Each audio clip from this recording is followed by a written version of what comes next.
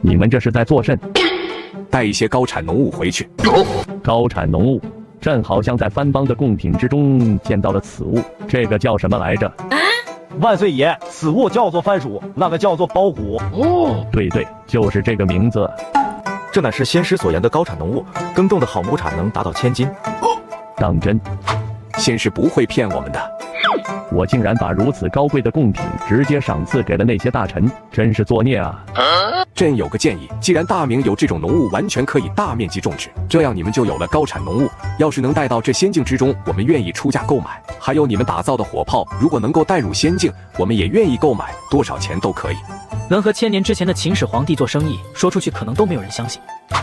此意很好，我回去就安排下。不知二位来此仙境有多少时日了？这是第3次，每一次都得先师指点。如今大秦施仁政，开科举，办学堂，鼓励农桑，已有欣欣向荣之象。史书上的大秦还是20而亡，这是朕从小就读过的史书。你乃是1000年之前的大秦始皇帝，如今你我却在这仙境之中相遇，当真是匪夷所思。秦始皇听完崇祯对自己这段历史的描述，恨不得现在就给自己2巴掌，结果仅仅是因为一个长生不老而亡了国。那就此告别，后会有期。恭迎万岁爷回宫，可有见到仙人？仙境里是什么情况？来人，把周延儒、王永光、温体仁拿下，尔等奸臣贼子，死不足惜。万岁爷，我对大明可是忠心耿耿，忠臣之心日月可见。一个乱臣贼子之罪，臣等担当不起，更不知道为何会被如此罪名加身。欲加之罪，何患无辞？我等就算是死，也愿意死得明明白白。你还在狡辩？薛国官何在？臣在。大明国库还有多少钱财？仅有32万两白银。洛阳信何在？臣在。你们不是说你们忠心耿耿吗？今天朕就让你们死个明白，也让天下人看一看所谓的忠臣是啥模样。你指乱臣贼子周延儒、温体仁、王永光等人玩忽职守，利用自己身为朝廷命官的权柄而贪没朝廷的饷银和赈灾之银，又以陷害忠良、祸乱朝纲，故此以锦衣卫指挥使洛阳信为主，以刑部尚书为辅，司礼监的王承恩为监督，再带5成兵马对这些乱臣贼子抄家。万岁爷已经完成对周延儒之家宅的抄家之旨意，抄家所得共计100万两钱财。你还说你是忠臣吗？你还说你对大明的忠心天地可见？朕的国库不过是32万两白银，而朕的尚书家中却有100万两钱财。幸得先师指点，朕才明白，朕的肱骨大臣原来是乱臣贼子。不过一会，温体仁等大臣的抄家旨意也完成了，竟然抄出来几百万两钱财。来人，把他们押下去，明日午时斩首示众。始皇帝且慢，何事？始皇可是时间一长便忘了上次我们的约定了？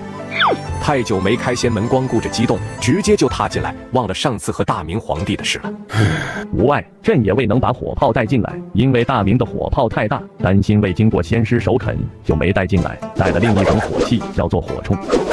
实不相瞒，这一次朕未曾带钱财，不过朕不会背信弃义，下一次定当10倍补上。这算是朕赠予始皇的礼物，朕对始皇也是敬佩不已。